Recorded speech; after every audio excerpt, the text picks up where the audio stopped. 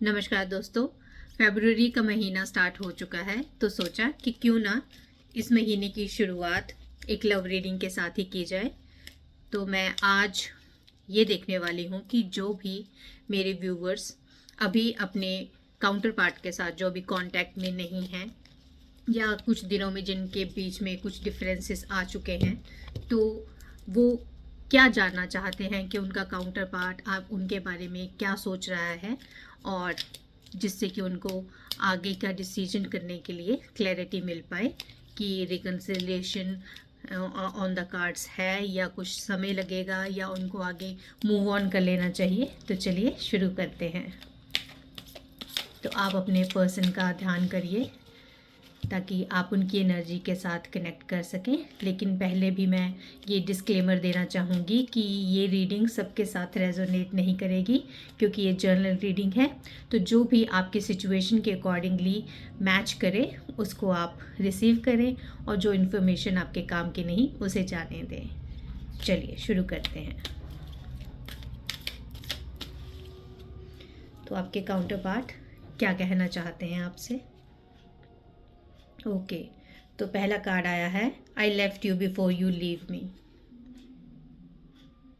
तो यहाँ मैं देख पा रही हूँ कि जो आपके काउंटर पार्ट थे वो किसी तरह से डरा हुआ महसूस कर रहे थे अपने आप को, या तो शायद वो आपके कंपैरेटिवली अपने आप को कम आंक रहे थे फाइनेंशियली या स्टेटस वाइज, लुक्स वाइज, कुछ भी हो सकता है। लेकिन उनके अंदर कहीं ना कोई इन्फिनिटी कॉम्प्लेक्स बना हुआ था। तो यहाँ पे वो ये कह रहे हैं कि उनको ये डर था कि आप कभी ना कभी इस चीज़ को रियलाइज़ कर लेंगे कि आप उनसे बेहतर हैं। तो इससे पहले कि आप उन्हें छोड़ते, उन्होंने पहले ही आपके साथ झगड़ा करके आपसे अलग होने का फ़ैसला कर लिया, और कोई ना कोई ऐसा बहाना बना लिया कि आपके बीच में डिफरेंसेस हो जाएं और वो आपसे दूर हो गए। चलिए और चेक करते हैं।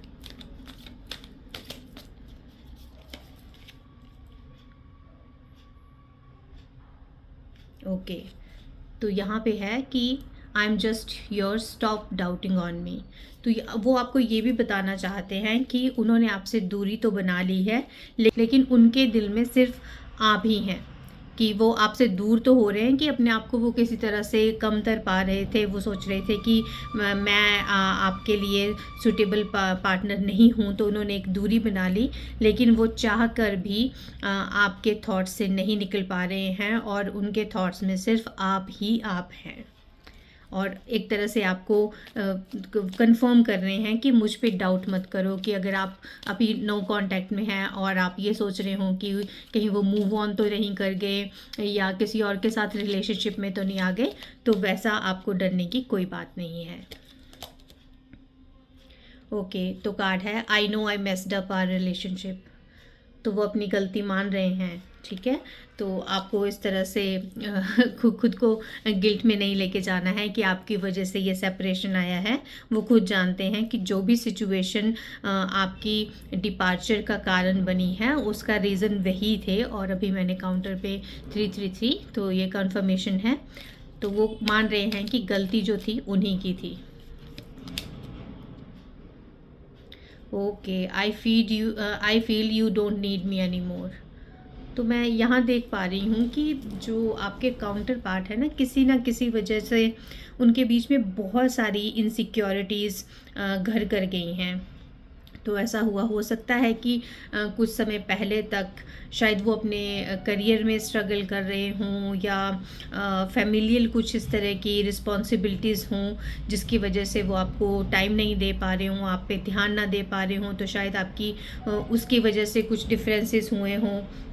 और शायद वो जैसे अगर आपको वो क्लेम करना चाहते हैं, ठीक है, और जैसे आपके पेरेंट्स के साथ बात करनी हो, तो उनको कहीं ना कहीं ये लगता है कि मैं जस्टिस नहीं कर पाऊँगा या कर पाऊँगी, आपके साथ वो सुटेबल मैच नहीं बना पाएंगे। और कहीं ना कहीं आप या फैमिली वाले या सोसाइटी, समाज जो है उनको रिजेक्ट ना कर दें।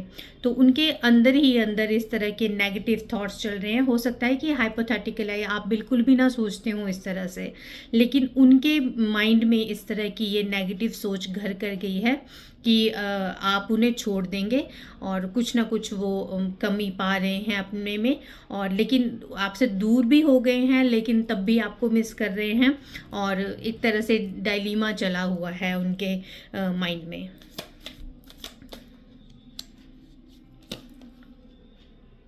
ओके, तो एक कार्ड आया है, I wanted to teach you a lesson. तो कहीं वो स्पाइटफुल भी थे, शायद आप जो है वो ज़्यादा हाईलाइट होते हैं अपने रिलेशनशिप में। तो जैसे आप कहीं जा रहे हों तो शायद आपको ज़्यादा एडमिरेशन मिलती है, या आपके कॉमन फ्रेंड्स में जो है आपकी ज़्यादा फुटेज है, तो उनमें ना कहीं सच में मैं इन्फिनिटी कॉम्प्लेक्स का देख पा रही हूँ, काफ़ी मतलब स्ट्रॉन्गली देख पा रही हूँ कि उनमें काफ़ी ज़्यादा इन्फिनिटी कॉम्प्लेक्स है। तो उन्होंने आपको अपने वर्ड्स के थ्रू हर्ट भी किया हो सकता है, और ठीक है, तो इसी तरीके की जो मिक्स सी उनकी फीलिंग्स चल रही हैं कि आपको वो पाना भी चाहते हैं लेकिन अपने आप को आपके काबिल भी नहीं समझते, आपसे दूर भी होना चाहते हैं लेकिन फिर भी आप ही उनके थॉट्स में हैं, और एक ना एक थोड़ी सी जैसे वो कंपटीशन की बात आ जाती है ना, तो आपके साथ थोड़ा सा compete भी कर रहे हैं कि आपको शायद वो पेडेस्टल पे रखते हैं, तो उनकी नज़र में आप बहुत ऊंचे हैं, तो उस लेवल पे पहुंचने के लिए वो ट्राई कर रहे हैं, और जब वो नहीं कर पा रहे तो स्पाइटफुल होके आपको वर्ड्स के थ्रू या फिर आपको अवॉइड करके या ब्लॉक करके आपको किसी तरीके से वो हर्ट करना चाहते हैं। मतलब इंटेंशनली तो मैं नहीं कह सकती, लेकिन थोड़ा सा मतलब गेट बैक एट यू। चलिए एक हम टैरो के थ्रू गाइडेंस ले लेते हैं कि आपके लिए क्या गाइडेंस है इस टाइम के लिए। ओके, तो यहाँ पे द हैंगमैन इन रिवर्स आया है, एंड यू वोंट बिलीव कि मैंने इससे पहले भी एक advice of the day card जो पुल आउट किया था वो भी डेक में से एग्जैक्टली यही आया है। तो आई कैन डेफिनेटली से कि जो यूनिवर्स है आपको यही कहना चाहते हैं कि आपको कुछ समय जो है सॉलिट्यूड में जाके इंटरनली अपने आप से ये क्वेश्चन पूछना चाहिए कि जिनके साथ आप अपनी ज़िंदगी बिताने के बारे में सोच रहे हैं, जिनके लिए आप सीरियस हैं, क्या वो आपके प्यार के लायक हैं। वो जैसे प्यार में पड़ के ना उस टाइम वो पर्सन बहुत अच्छा लगता है, उसमें सारी क्वालिटीज़ अच्छी ही लगती हैं कि उसमें सब कुछ अच्छा ही अच्छा है, लेकिन यहाँ पे आपको एडवाइस है कि आप थोड़ा सा शांत होकर सोचें, प्रोज और कॉन्स देखें रिलेशनशिप के कि क्या आपका पार्टनर आपको रिस्पेक्ट करता है, आपको एडमायर करता है, आपके लिए फेथफुल है, आपके लिए टाइम निकालता है, आपको प्रायोरिटाइज करता है, क्योंकि रिलेशनशिप में ये चीज़ें भी बहुत ज़रूरी होती हैं, नो डाउट।